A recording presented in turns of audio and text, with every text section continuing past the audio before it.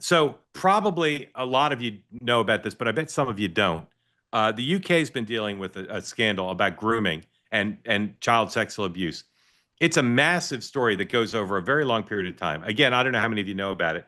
I got to say, it's not very well covered here. I know it primarily because I have a friend who's extraordinarily interested in it, and it's been popularized not just in the U.S. and England by Elon Musk.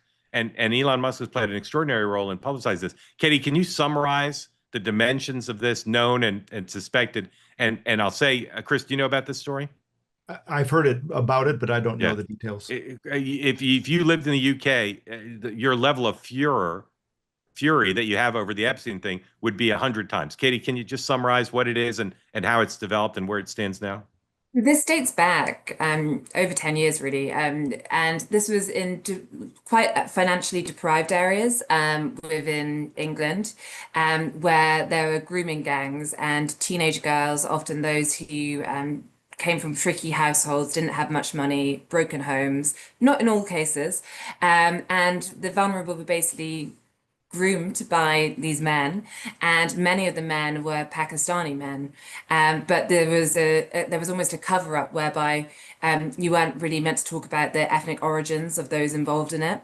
And there were, some of the cases eventually went to court, but you had situations where the police would say, "Oh, no one's going to believe this girl. She seems as though, I would use the word a slut or so forth." And in response, so it took a long time to get justice. Some of the girls still haven't got justice. And even then, some of the route driving courses and the details of the men involved you weren't allowed to talk about because you said it was dog whistle politics. It was, approaching racist. So it's only really flared up actually years after it's happened. As you say, Elon Musk tweeted about it a lot. It reopened the conversation in the UK. And now finally you have all the main parties saying, "Oh, actually, we do need to talk about this." But it's taken a long time to get there. And even then there's questions where the current government is willing to find the money for a public inquiry. It's something Nigel Farage, the Tories, but any party that's been in power in the past couple of years has their own questions to answer as to why it took so long to get there. And it's believed to be quite widespread, right? We're talking about very large numbers of men and young girls. Yeah, particularly in certain parts of England, it tended to Yeah. be these towns or cities where, they're not particularly prosperous. This isn't a London story. This is, Yeah. parts of the north and so forth.